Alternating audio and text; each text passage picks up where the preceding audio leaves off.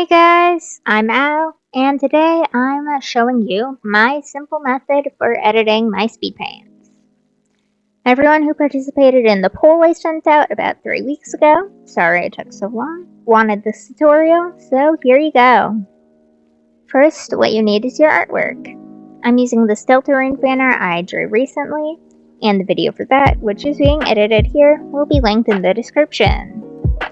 You'll need a video recording of your process, so what I do is I click on download video and wait for it to download. Note that there will be a watermark if you are using IBIS like me, but without the paid version and the watermark turned off. Next, this part is optional, but I also prepare a script for my videos. Now, let's get started with editing. This should work in any editor you're using because I only really use the basic features. You'll want to import your video footage into your editor and place it on the timeline. I put a few second gap because my mic doesn't quite catch the first few seconds if you try talking into it immediately, and it also personally helps me navigate when to start and how long my video footage will be compared to my audio because of my mic troubles. Once I do this, I record my voiceover using this button over here. Don't worry about keeping it the same time as your video, it'll just make your voiceover rushed and kinda crappy. It's easier to adjust the time on a sped up video of your art. So, now that the voiceover is done, I'm just going to align the starting points of both, and then adjust the time by clicking this button and moving the slider whichever direction I need until the video and audio are lined up as perfect as I can get them. Now's the best part because it's the easiest, which is background music. I put whatever music I used for a particular speed paint in the description, but I also put all the songs I've used for my speed paints in a playlist found on my channel.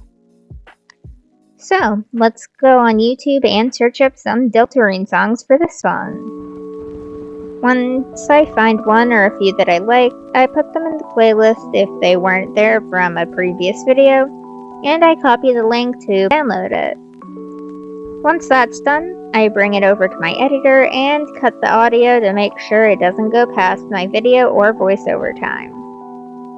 I then balance out the audio, putting the music low enough to hear me clearly, but still high enough to decently hear it. I tend to have to put my voiceover adjustment really high because my mic is also really quiet for some reason. Make sure you're saving your work, too. You don't want your computer to automatically shut down on you while you're away and then lose all your work. Anyways, now for the last and most tedious step, the emotes. By this point, I have a perfectly fine video to post, but I really like the emotes, so I put them in. It's also what I see literally every art commentary channel I watch do, and it makes me happy having my character there to fill in the blank space. I want to make mine more expressive, like Bree Draws and Duchess Celestia, but I'll get to that soon because I want to get this video out and my speed paint out. For this, I go to my emote canvas and keep it open. I pick and choose from what I have to convey the emotions I want, and I place them like so in the timeline, aligning it with where I want it to start and where I want it to end. This is what takes the longest to edit in, adding I'd say around half an hour to an hour to the process. But now we're done after watching that little time skip. Well, you guys don't watch it, but whatever.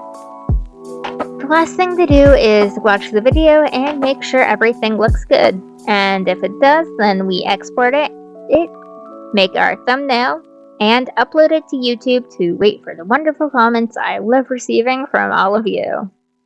If you like the video, please consider liking and subscribing. Let me know if there are any other tutorials you'd like to see, and thank you for watching all the way through this one. I'll see you next time. Bye!